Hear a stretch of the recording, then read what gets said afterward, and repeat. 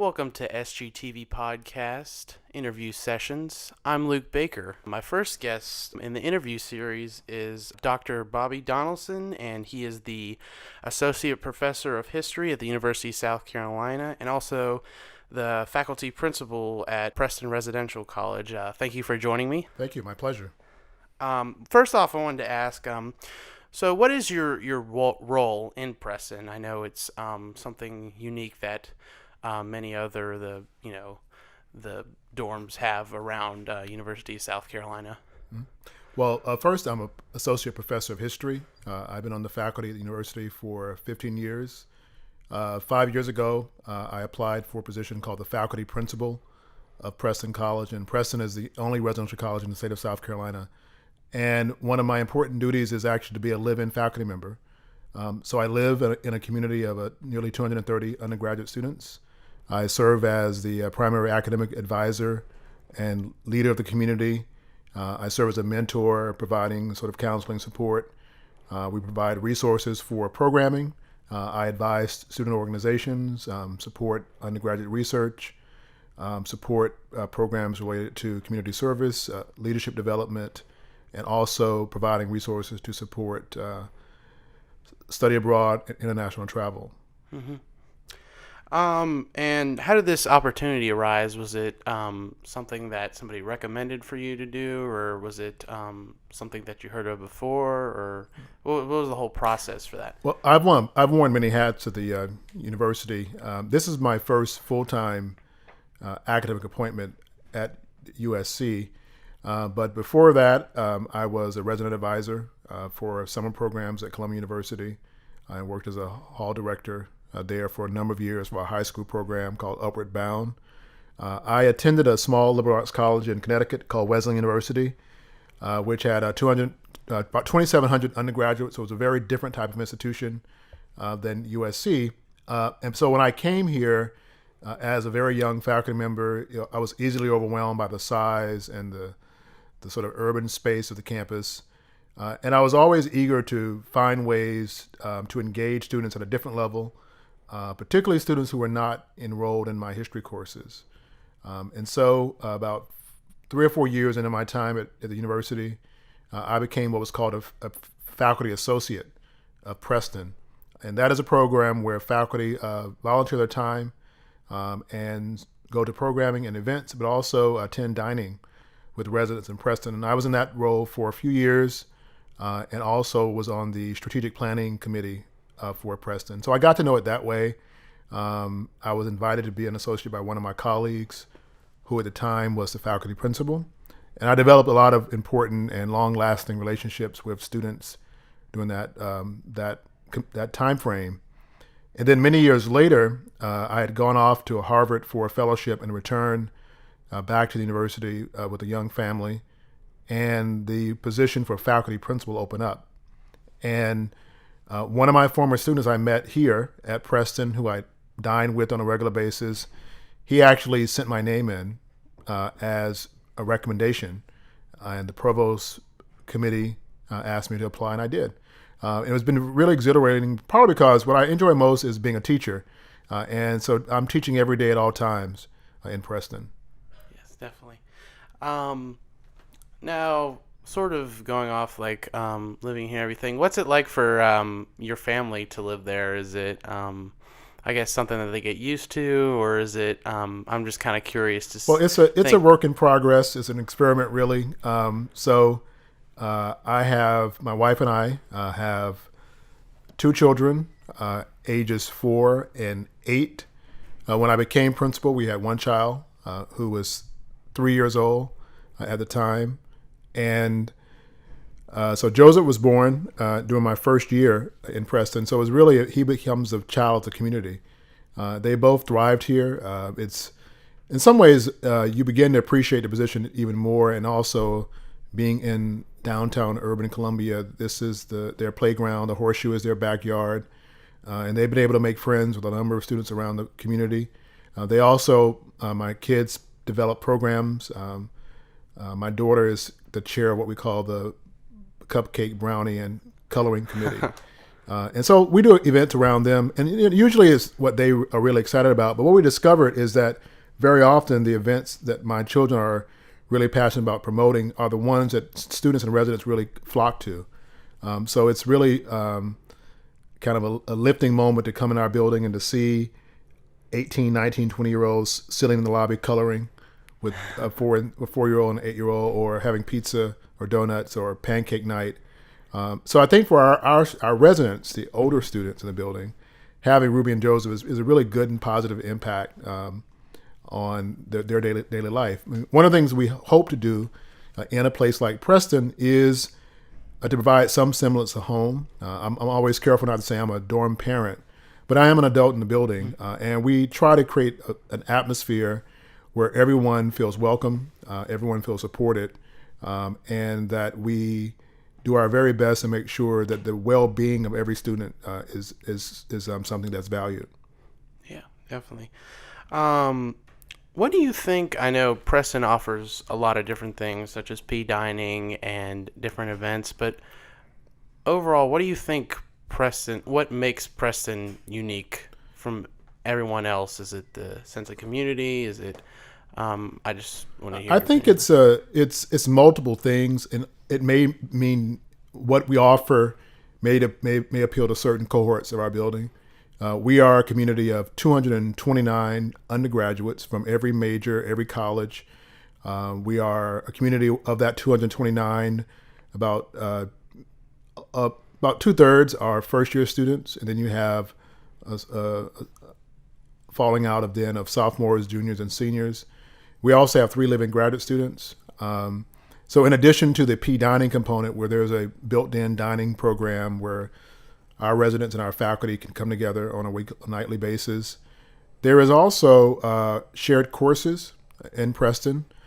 So you can be a student in Preston and take an English 101 or English 102 course with your fellow residents, kind of developing a familiar space in what is sometimes daunting first-year classes. On occasions, we've had classes where we've had 19 students in a introductory history course, when most students take that class in a large lecture hall of 300 students. But beyond that, I think what also makes Preston unique is the model and the structure. As a residential college, we firmly believe that students are in the best position to create their own community and their own world. And we do our best to provide the space, the resources, and the support for our students to really create their undergraduate environment. We have a very strong student governance that provides finances and helps to encourage any resident in our building to take on a project if they're passionate about it. Typically, government will find the ways to make it happen, which is also quite exciting.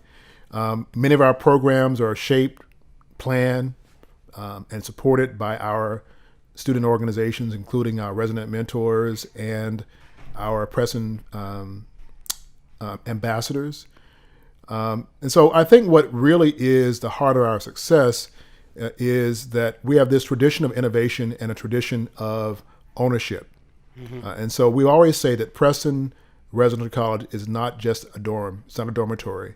It is much more than that. It is a community, but it is a community that is created and sustained and in some ways transformed by the talented and amazing undergraduates who live in our building.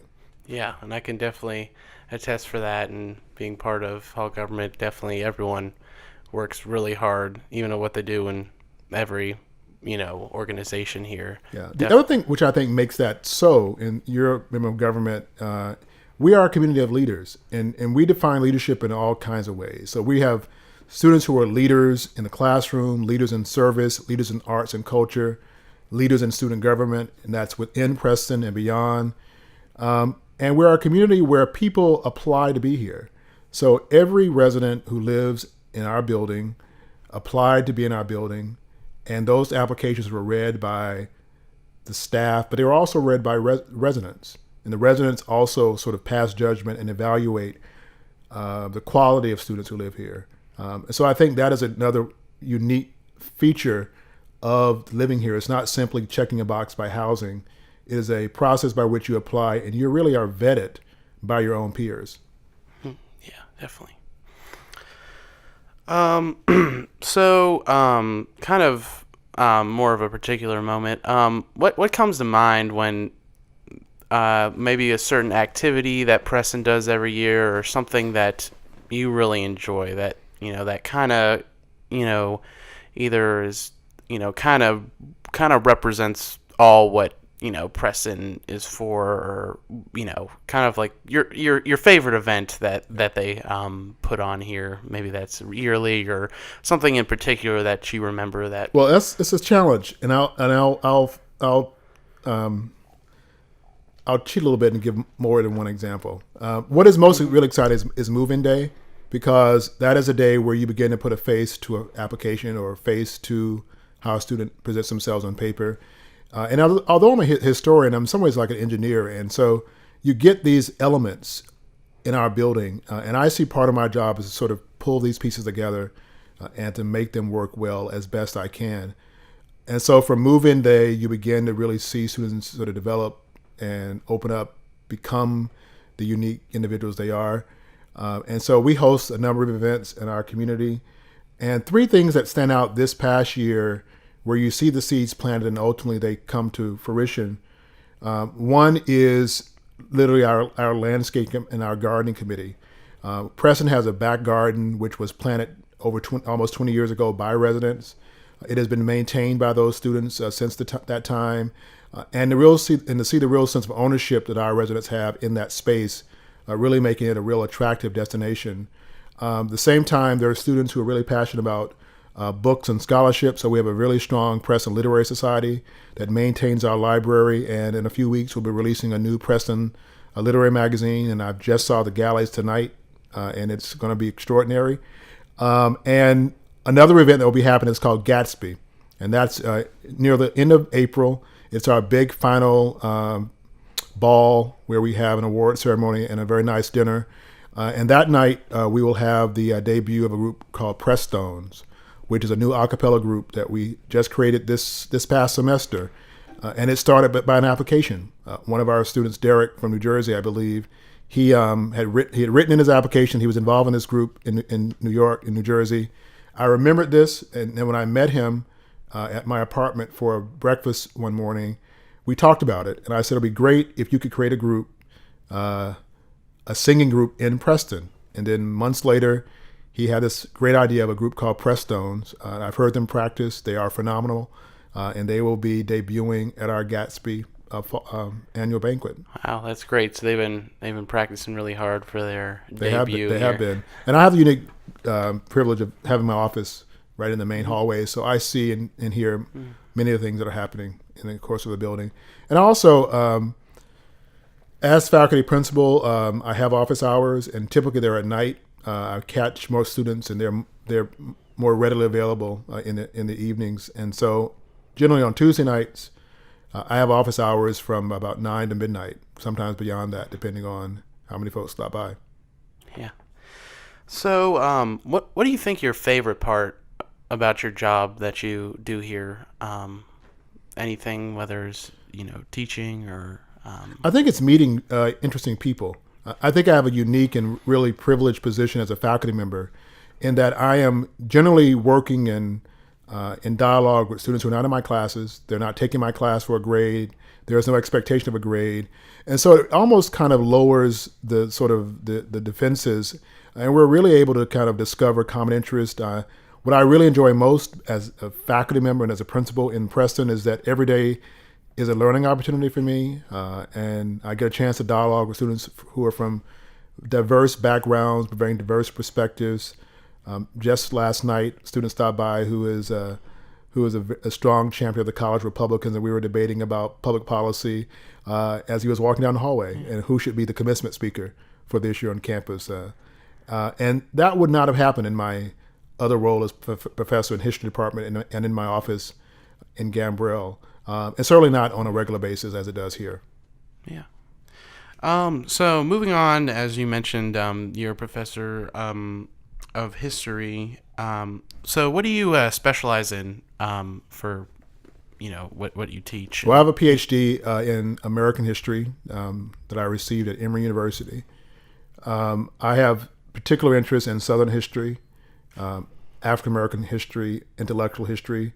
I've taught courses on the American South. I've taught courses on United States history from the Civil War to the present. I've taught a more recent course on the Civil Rights Movement. I've taught graduate classes, courses on religion. And I'm currently working on a project on African American intellectuals in the American South at the turn of the 20th century. And another public history project I'm doing presently is called Columbia SC 63. It's a project called Our Story Matters. And it's a collective effort to document the largely untold history of civil rights in South Carolina, and particularly here in Columbia. Okay. So, as you mentioned your research, how did you get started with Columbia 63? It really started in really two ways. I've always taught courses on service learning and public history. And this was a great marriage where it brought together students who were interested in history, Southern history, civil rights history, but with some application. So part of our job was to take that history and then to make it accessible to a general public.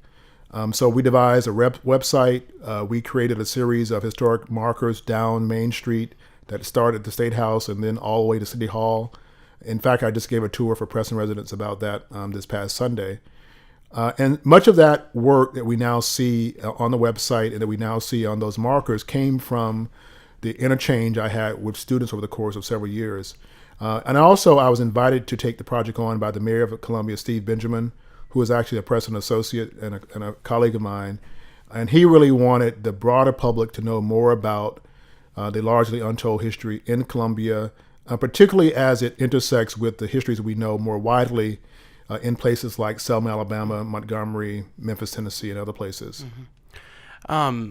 Have you found anything interesting that you came from your research, or whether from if you interviewed people, or just kind of documents that you found that really surprised you? It has been really surprising and enlightening to realize how much more there is for us to know. In the course of the project, we've interviewed a number of people, some of whom are now in their 70s, but who are young student leaders in Columbia, who are largely students at Allen University and Benedict College, two historically African-American schools not far from our campus. And so I had a chance to really work with them, to sit behind a microphone and to collect hours and hours of stories. Also, I spent a lot of time with some of my graduate students looking into the collection of the state newspaper and other photograph collections, looking for these images of civil rights demonstrations and protests in downtown Columbia, and finding hundreds of them. And then trying to go through the more difficult process of trying to put names to the faces of the events. And that's been really exciting to sort of sit in a room with large reproductions of these photographs and to have these stories coming almost being recreated, because so many, this was 50 plus years ago, so many people have largely forgotten those events and those episodes, and they see these photographs, and all of a sudden the button is pressed and these memories flow back. And we've been really fortunate to be able to record those memories. And so we have the oral histories, we have the photographs, but something else that we've discovered is we have moving images. And so one of our local television stations years ago gave canisters of film to our library. And so for example, on one canister, and these are stacked up in a storage facility, you could find one metal canister of a reel-to-reel, and it says Negro Demonstrations. And so here we are as historians taking that reel, transferring the DVD, and then on big screen watching what looks like a Hollywood movie of events that we recognize immediately are downtown Columbia. And also because we already have the still shots, we know immediately who the persons are. We know where the places are. We almost can tell immediately what's going on. And so some of the earliest sit-ins and demonstrations in Columbia, we have the memories of the participants, we have the still photographs, and we have moving footage. And when you pull that together, it is a really remarkable story that most people, if they even knew it existed or knew it had happened, they had never seen it. Yeah. And that is what we've tried to recreate. And so when you go down Main Street now, you see photographs So for example, many of our students now know where the hub is. Well, the hub was on the same spot as the old Woolworths. And that was a major site of demonstrations 50 years ago. Wow. So it's kind of like piecing together the puzzles, like of these pictures and stories, and kind of getting them all together to find out, what these people's stories and what they had to go through. Yeah, absolutely. And it serves as a history lesson, too. I mean, first of all, it tells important historical details. It shows the role of Columbia in this broader national movement. It shows major figures that we recognize. I can show you photographs of Robert Kennedy on our campus in 1963. I can show you pictures of Martin Luther King Jr. in downtown Columbia in 1959. I can show you some great photographs of Malcolm X in downtown Columbia in April of 63. And these were photographs which had never been seen before by the general public, and now they're readily available. Wow, definitely a great project you have going on there. I guess moving sort of on that sense, I just want to ask you, I know this is probably like asking what your favorite child is, but what do you think your favorite part of history is? Just favorite time period, or, during whatever events happened? Well, it would probably be the 1940s, where you see this real sea change in American culture led by the World War II. And you see real shifts in power and influence. As I do my own research about the Civil Rights Movement, you begin to see important seeds planted. In the 1940s, you see soldiers coming home who have fought for democracy abroad, who are now saying, where is it now, here at home? And they're beginning to organize and beginning to seek redress and beginning to mobilize. And so whereas we know about the important and pivotal events in the 1960s, to kind of see those seeds becoming maturing earlier in decades, I think is really important.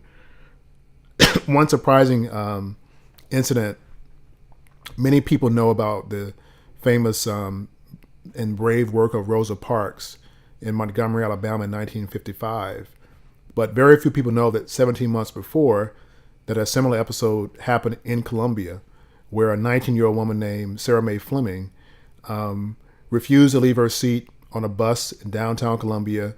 And then when she ultimately decided to depart from the bus, she went toward the front and she was punched in the stomach by a bus driver.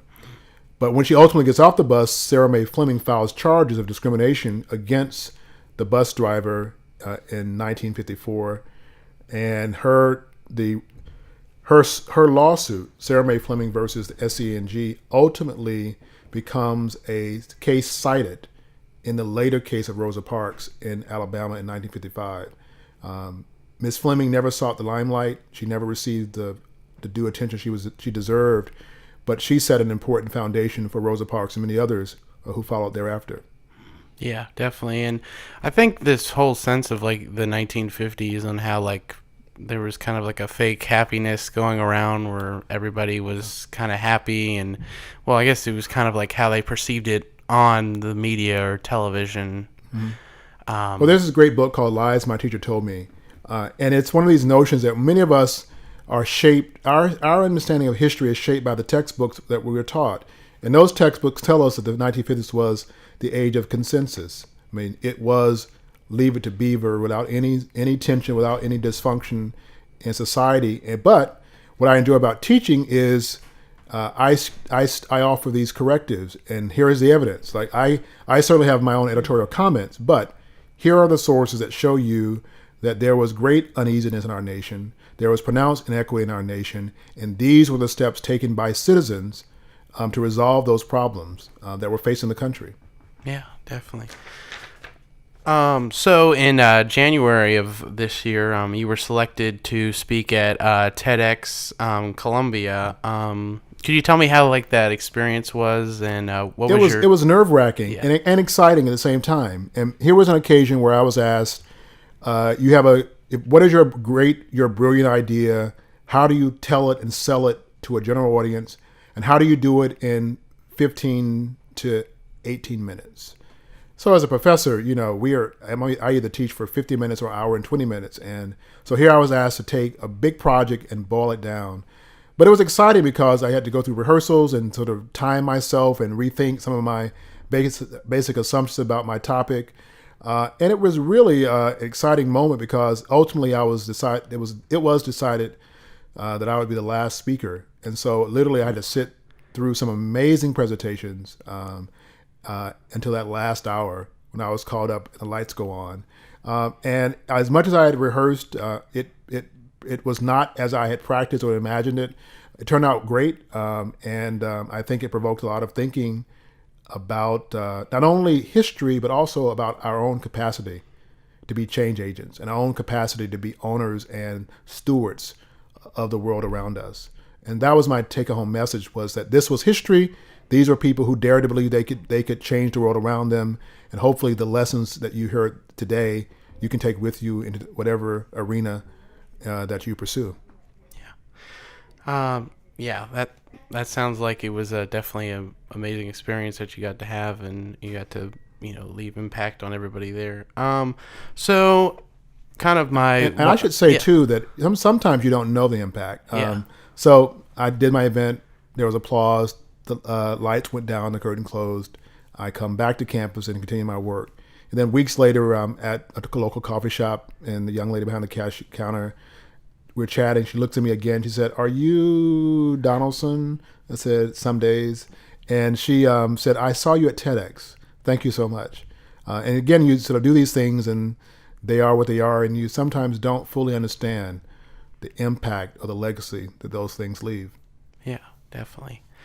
So kind of one final question here. Kind of leading back to the whole of kind of Preston and your job in research and professor's history. What do you think your goals are for both of them in the upcoming academic year of next fall and spring?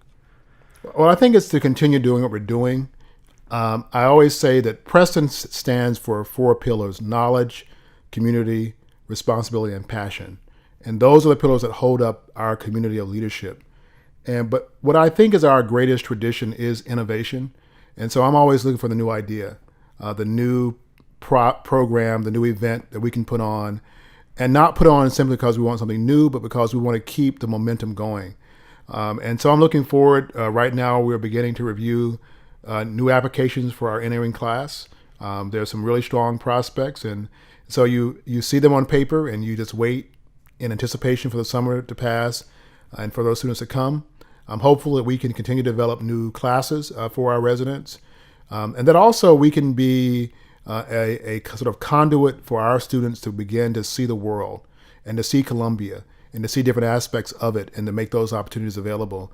And for myself as a teacher and as a scholar, I want to keep writing. I want to keep bringing in students and opening their eyes to the world. I want to keep building an important civil rights collection on our campus so that these items become teaching tools, so that we make sure that we preserve the papers, the photographs, and the correspondence of civil rights participants so that those stories can continue and that they can be documented in the future. Well, I just wanted to say thank you to Dr. Bobby Donaldson, my guest. He's an associate professor of history at the University of South Carolina and in faculty principal at the Preston Residential College. So I thank you for sitting down and talking to me about what you do. I appreciate that. Well, thank you. It's my pleasure. I'm the same way. I fall all the time. So I'm going really excited, like running up, and then boom, fell down.